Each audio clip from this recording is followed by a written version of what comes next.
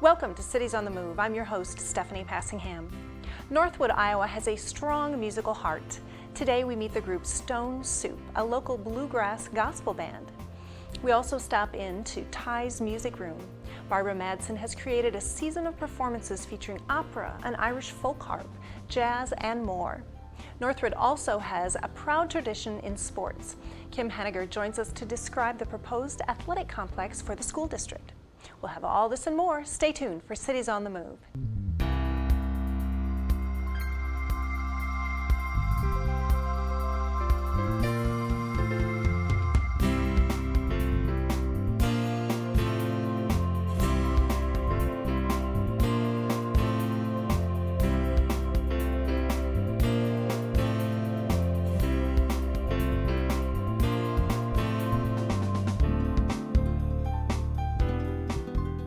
Stone Soup is a fun-loving group with an inspirational message.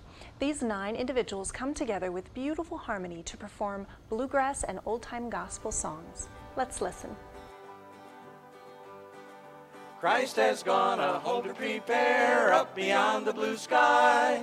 It must be so wondrously fair, never seen by mortal eye.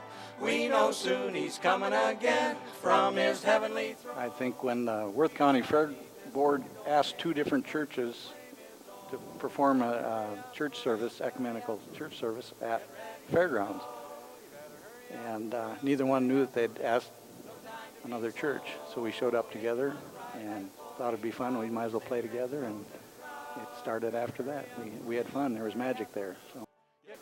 The Stone Soup comes from a legend in Europe about soldiers trying to make their way home after a battle.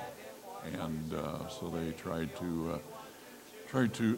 they didn't have any money, so they had to live off the good graces of people who lived on their way back home. And they stopped in a town, and nobody wanted to help them, so they made this stone soup, and gradually they kind of talked everybody into pitching into the soup, and it worked out really good.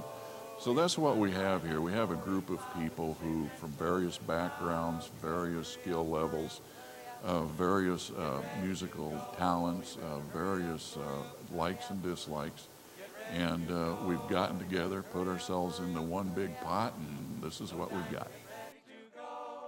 It's gospel, and we have bluegrass, and we have traditional gospel music, and some of it is some stuff that some people in our group have wrote themselves, and we have a mixture, a little bit of everything. One of the songs I did was we had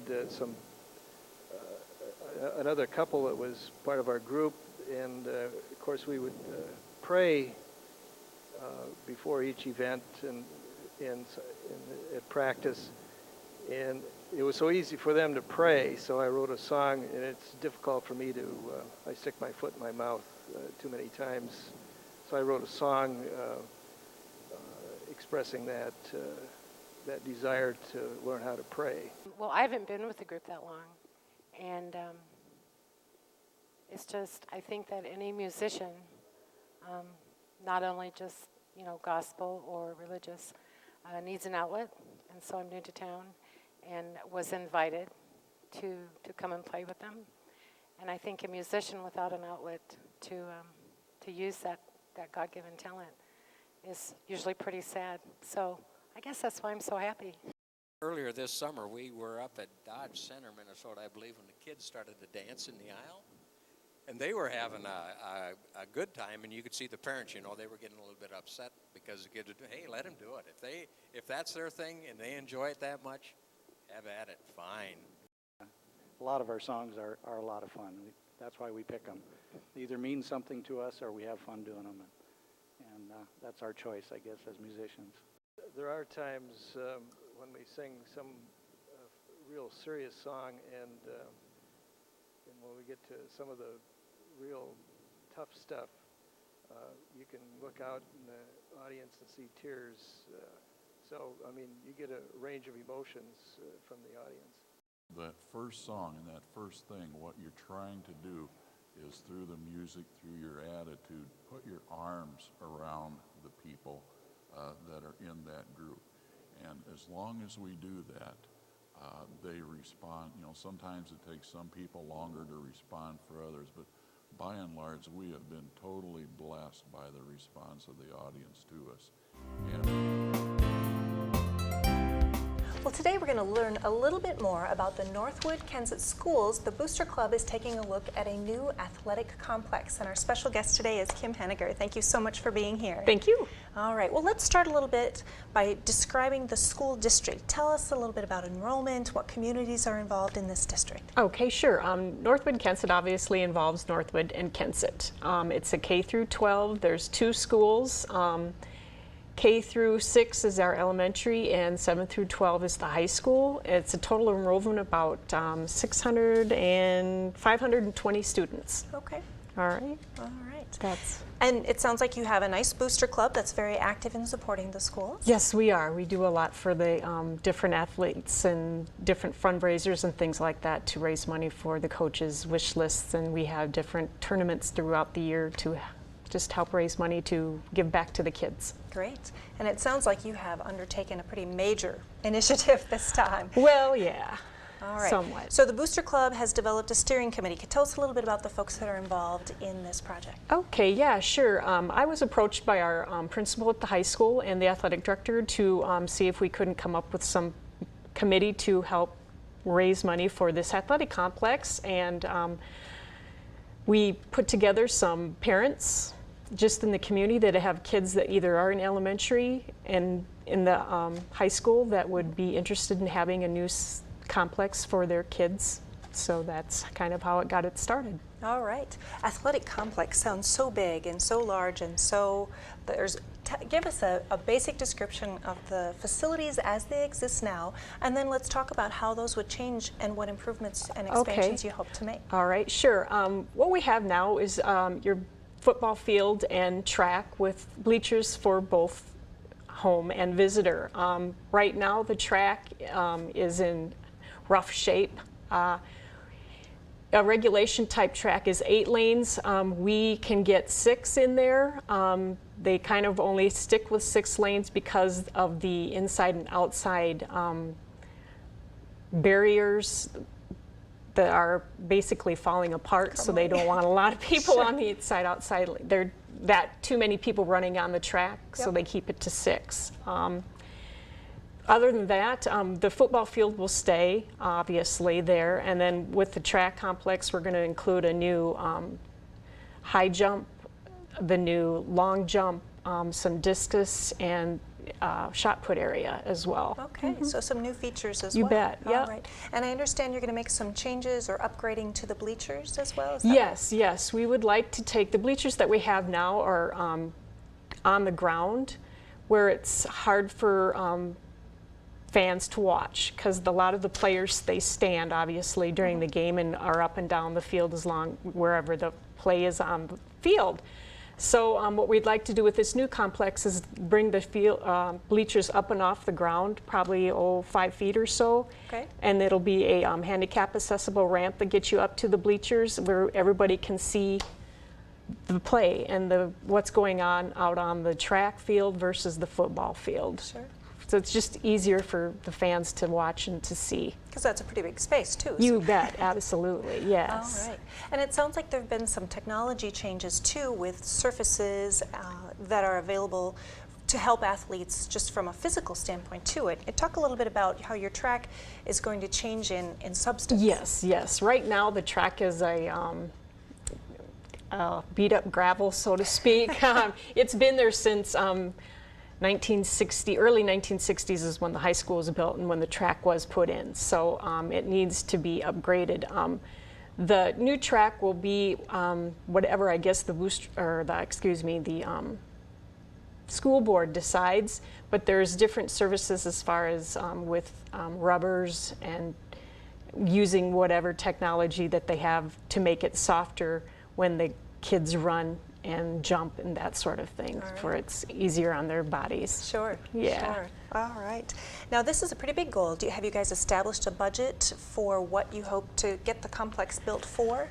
Yes, we have. It's we've set a goal for 507,000 is what we've set our goal at, and with a third of that coming from the school, a third of it coming from alumni, and a third of it from different businesses, local and outside businesses, to help with the raising of the money. Right. And I understand you've already talked to the school district, and they have pledged yes, for the project? School district has asked of what we needed, and they fulfilled that. So we are well on our way to meeting our goal. Yeah, we're quite excited about it. Great. Yeah. All right. And it sounds like, I understand, the school made an additional commitment to upgrade some of the other infrastructure, lights. Yes, they like did put in some new football lights that needed to be put in. So, and as they put those football lights in, they saw that the plans we had made for the athletic complex and stationed those lights so that they wouldn't have to be moved again once this complex went in. So the school has put in new lights as well that will work out Will the nice. size of the track itself change? It will become a little bit bigger, yes. Yeah, it'll be shifted just a little bit to the, if I'm correct, to this, got to think of my directions, south and to the east just a little bit. And then the bleachers will shift back to the northwest. So, yeah. Okay, great. And in terms of fundraising, you got a nice pledge from the school. They met the request that you had asked of them. Where else are funds coming from, and what are some of the gaps that you see and the kind of help that you might like from the community? Oh, we would love any kind of help. That would be swell. Our local bank contributed quite a large sum, and then we are getting the local insurance company did well also with a donation. So, and just now we've been getting, within the last 3 weeks, we've sent out alumni letters to people that have graduated, obviously, from the Northwood Kensett school system, or the Northwood school, or Kensett, whichever, how long ago it was. Yes, exactly, exactly. And those things have been coming in as well, too. So we, right now, we're sitting at just half of what we need we've already raised. So we're quite excited about it. That's great. Quite excited. And nice donations that come in from alumni. You know, folks should remember they don't have to send thousands of dollars. Right. They'll No. take any amount. You bet, exactly. $250 will get you on our monument that we're going to make of granite that will show everybody that has donated to make this all possible. All right. Any partners that you guys are working with in the community, besides the school district, obviously, to help gain support and move forward on this project? Oh, anybody and everybody. Not, I guess specifically, do we have any real partners? We're just all working together as a group and going out and talking to who we need to talk to get what we need. All right, great. Yeah. What kind of timetable have you guys laid out for this project? We would love to start construction on this the spring of 2012. So when this track season gets over for 2012, we're ready to jump in and get things started so it's all ready for the fall season of football. Yeah. Have you had a chance to talk to any contractors in terms of how long will it take to upgrade and renovate the facility? Will it be ready for football in the fall then? It sure should be, because whoever put the original track in, underneath it's all what needs to be there is there. So it's just to level out what we take out the existing top and then just put rubber or whatever, the new surface on. It's all ready to be dived into, I guess. So. All right, sounds good. If folks have questions, is there a place, a website, any place that they can go to learn more about it? I know you've had some articles in the local papers that have talked a little bit about it. Yes, we do have a site. The Booster Club has a site on the Northwood Kensett School District's web. You can always question. We're trying to have a question answer within the community as well. Now when this next track season is over, where people are out and about on our track more, we are going to try and have like a question and answer type sort of thing for the community to come in and listen and ask questions as to why we need to have this done. Yep, and maybe see the conditions. Exactly. Will they get a tour then of the facility to take a look? Yep, okay. yep. Right. Are any of those planned coming up here in the next few weeks, or mostly scheduled for next spring? Most of that will be probably for next spring. Okay. Yeah, because it's getting, basically the football is played on, it's dealt with now, and it's just would be, we figured once the kids were on there running and doing what they do on a track field and noticing why we're where we're at, it would be more conscious of why we need to have a new track for the kids. All right.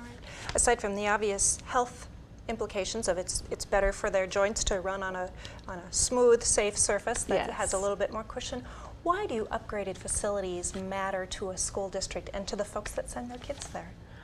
Oh, it's so huge. It would benefit Northwood in so many ways. I mean, as far as the school, obviously, right now, we have maybe 4 track meets on our facility because it isn't an all-weather state track. We've taken a lot of our competitions to Nashville because that is the only school in our district that has the all-weather track. Okay. So bringing that all-weather athletic complex would benefit this, just having that many more people in the community and using it. There will be an 8th lane that'll be considered a walking lane, so people, during the day, if they need to get out and walk, they can use that for a walk and exercise. And there's just tons of reasons why this is important. A good idea. Yes. All right. Yes. Great. Well, and infrastructure is always a nice addition to the community, as you mentioned, absolutely. for folks outside of the school district as well as those with kids attending. Right. Right. Give us a sense of how long you're raising funds now. Is there a certain number you need to reach before you can start construction? We need to reach all of it before we can start construction. It isn't a project that can be done as far as stages go. We need to have it all raised before we can get started. Okay. So that's what our goal is for 2012. If we could get it before then, we'd be jumping through. And could you start early then if you had the funds before then, or would you pretty much kind of have that spring of 2012 target? Well, I think if we could get those funds that we needed and asked for, we could start in the spring after whatever year it would happen to be. Yeah, but that's our basic goal, is 2012. If we could go in 2011, that would be super. It's coming up soon, isn't it? Yes, it is. Yeah, we don't think about that. Yes, it is. If folks would like to make a contribution, or a business would like to contact someone to find out how they might make a contribution, where should people mail the check to? We want to make sure we give folks an address. Okay, right. You can mail your contributions to, it's Northwood Athletic Complex, P.O. Box 26, Northwood, Iowa, 50459. Okay. And if you want to contact and talk to somebody, our president of our committee is Corey Olson, and our vice president is Gary Henniger. Do you phone numbers? Sure, that would be great. Corey's phone number is, Corey's phone number is 390-1865, and Gary's phone number is 390-0752. Great. All right. Sounds good. And the sports that will be utilizing this facility again are? It'll be track and football, basically. Okay. But we're looking, as far as community projects, we're looking at the Relay for Life is something that would really be, I think, fun to have up there. And just, we're hoping for a lot of different things that can come in and use that. Great. But that basically is the track and the football. Sounds good. Well, it sounds like you have a very enthusiastic committee that is working on this project. If you are from the Northwood-Kensett area and you are interested in making a contribution, or at least learning a little bit more about what this complex is and how it will help the community and the school district, be sure to get a hold of the folks that Kim mentioned. And if you are from another community and want to learn a little bit more about how you get something like this rolling, it sounds like you guys have done a good job with your organization. Thank you. I'm sure they wouldn't mind giving you a few pointers as well. Thank you so much for coming in and visiting with us today. Thank you. All right, stay tuned for more Cities on the Move. Barbara Madsen was thinking about how she could expose her piano students to high-caliber musicians. The idea of Ty's Music Room took shape. Now anyone can enjoy a wide range of musical talents in a beautiful and intimate concert setting. Let's take a look. Music, like radiant ribbon, weaves through lives, gentle ties sustain a day beyond its time. These beautiful words introduce the description of the 2010-2011 inaugural season for Ties Music Room in Northwood, Iowa. Ties Music Room is the creative design of Barbara Madsen, a local music teacher and music lover. She describes how this idea was born. It's very difficult for me to remember exactly how the idea of the music room started, the very initial beginning. I know it's connected to my piano students. They are so interested in music and so impressed when I play a song which does not deserve such admiration, because I'm certainly not a performer. And I guess in part that's what made me start thinking about how wonderful it would be for piano students to have an opportunity to hear truly wonderful musicians. As a result, the concert series was born.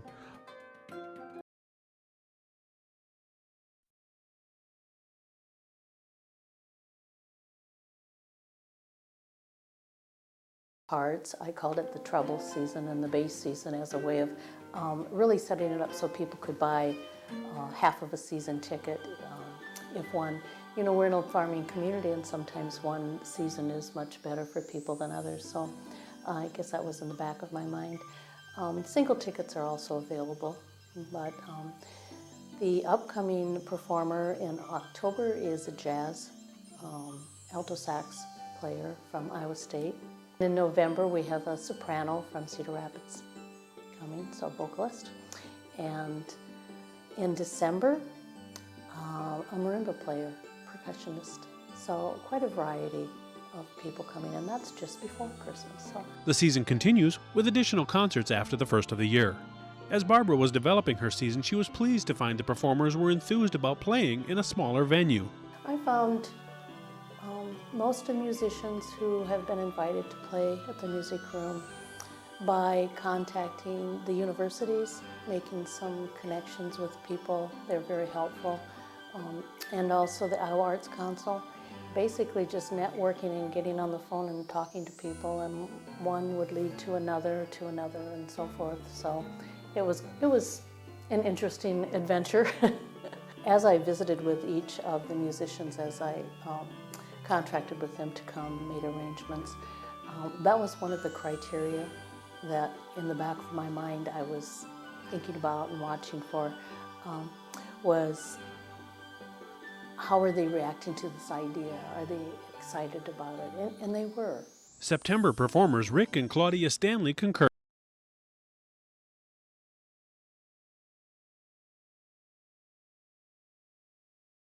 See the faces of the audience, and so the smaller venues, you have the acoustics are better, and you have more contact with the audience. So. It all stems from the old 60s folk revival, you know, and we all, back then in Boston, we just played in the coffee houses, and the people were all around you, and you could see them if they were liking it, you could see what they liked, you'd know what to play next, and it was very intimate. And you could, if you sang a lament, you'd see people weeping, and it would just get you deeper. Audience members seem to appreciate the intimacy as well. Barbara has seating for 54 guests for each performance. Afterwards, guests enjoy a wine reception with the artists, furthering the personal touch. I'm hoping that this will be an asset to Northwood and to the community, because it offers something new and different, not something that has been here for people to enjoy. It's nice, I believe, to be able to come and listen to the musicians that have this level of expertise without having to travel. I also think that it connects people over a shared experience. A shared interest is just one more thing to do, one more interest to share. And I also think that it enlarges.